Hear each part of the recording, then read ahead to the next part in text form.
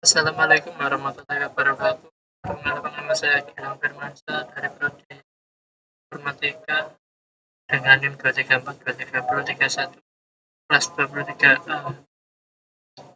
Di sini saya akan menjelaskan tentang konsep analisis. Nah, di sini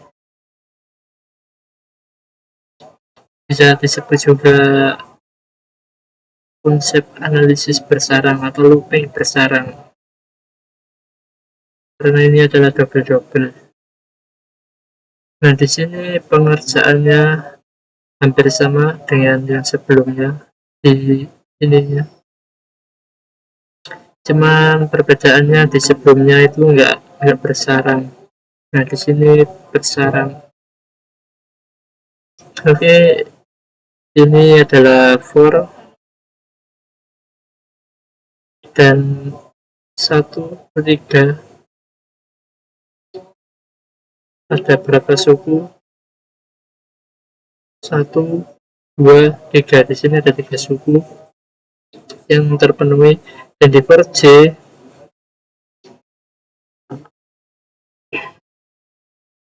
ini adalah 1, 2. Nah, di sini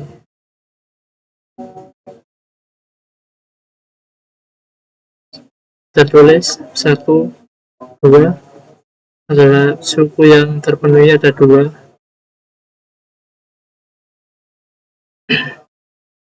Dan di sini 2 ditambah 1 sama dengan 3, karena ini adalah leader looping sama seperti for I. Pengerjaannya ditambah 1, 2 suku yang terpenuhi dan 1 suku yang tidak terpenuhi, dan di sini ada 3 suku yang terpenuhi dan 1 tidak terpenuhi dengan jumlahnya adalah 4. Jadi print X pengerjaannya atau proses mesinnya I sama dengan 1, dan dilanjutkan ke J. Ini J sama dengan 1 ada terpenuhi, dan J sama dengan 2 ada terpenuhi, dan J sama dengan 3 tidak terpenuhi, dan seterusnya.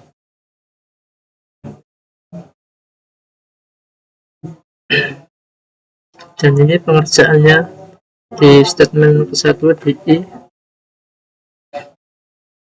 ada suku 1, ini 2, 3 statement pertamanya.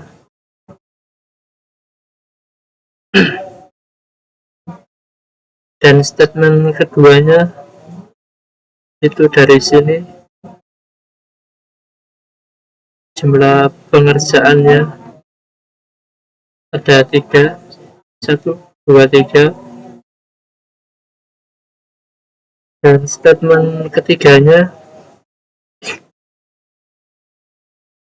ada 2, dan yang tidak terpenuhi ini tidak termasuk, yang tertulis hanya yang terpenuhi saja, ada 2.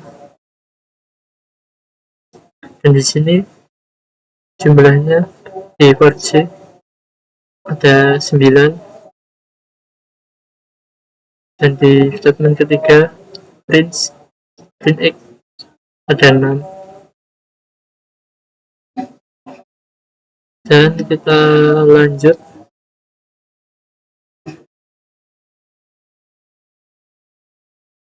ke sini.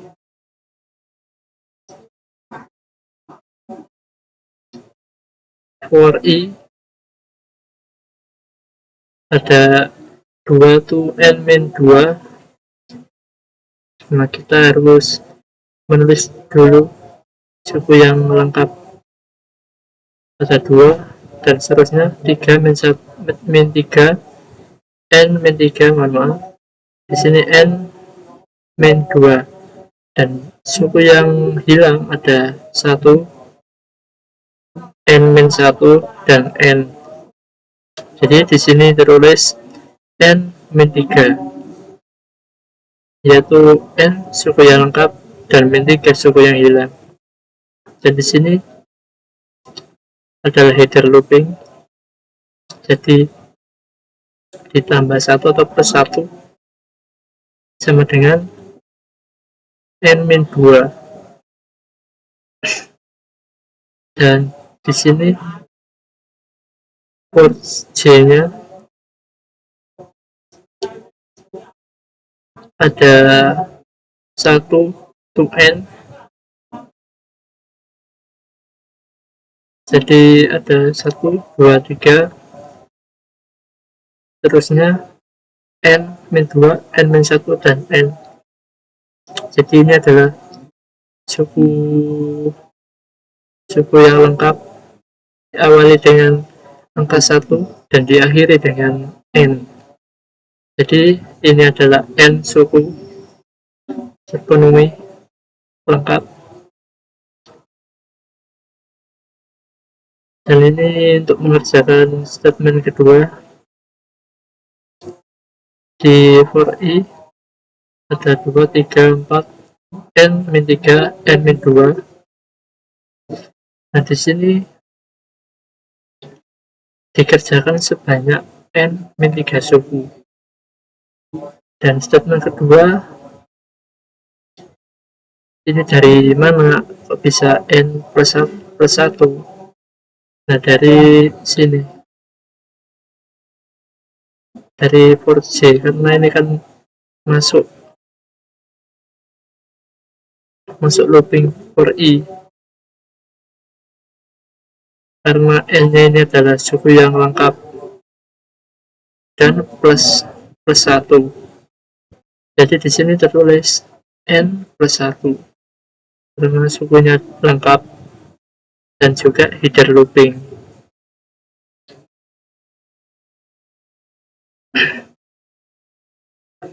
Dan ini untuk menghitung statement kedua, yaitu n plus 1 dikali n min 3, ini dalam kurung, sama dengan n kali n min kuadrat, n kuadrat dikurangi atau min 3n plus n min 3. Dan di sini hasilnya n kuadrat min 2n min 3. Nah, kita tulis di sini. Dan ini untuk mengerjakan statement ketiga. Nah, ini sama, cuma perbedaannya ada di sini. Di statement ketiga, n dan dikerjakan sebanyak n-3 suku. Nah, ini pengerjaannya, perhitungannya, n dikali n-3 sama dengan ini n kali n kuadrat, n dikali min 3n. Nah, tertulis di sini, ditulis. Nah, kita untuk menghitung waktu di looping pertama ada n-2, di sini c1 source-nya, dan di looping kedua, n kuadrat min 2n min 3, di source-nya ini c2, dan print x ada n kuadrat min 3n dan waktu c3. Nah, di sini pengerjaannya sama seperti di pertemuan kedua. Di sini kita harus tulis dulu, dan di akhir sini kita harus disamakan dulu untuk menghitungnya. Nah, seperti ini.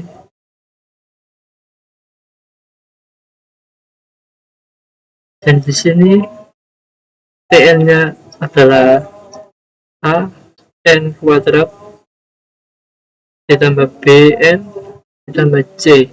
Nah, di sini ABC ini adalah konstanta. Dan ini adalah persamaan kuadrat. Dan Tn-nya adalah O besar dalam kurung n kuadrat. Kenapa kok bisa n kuadrat?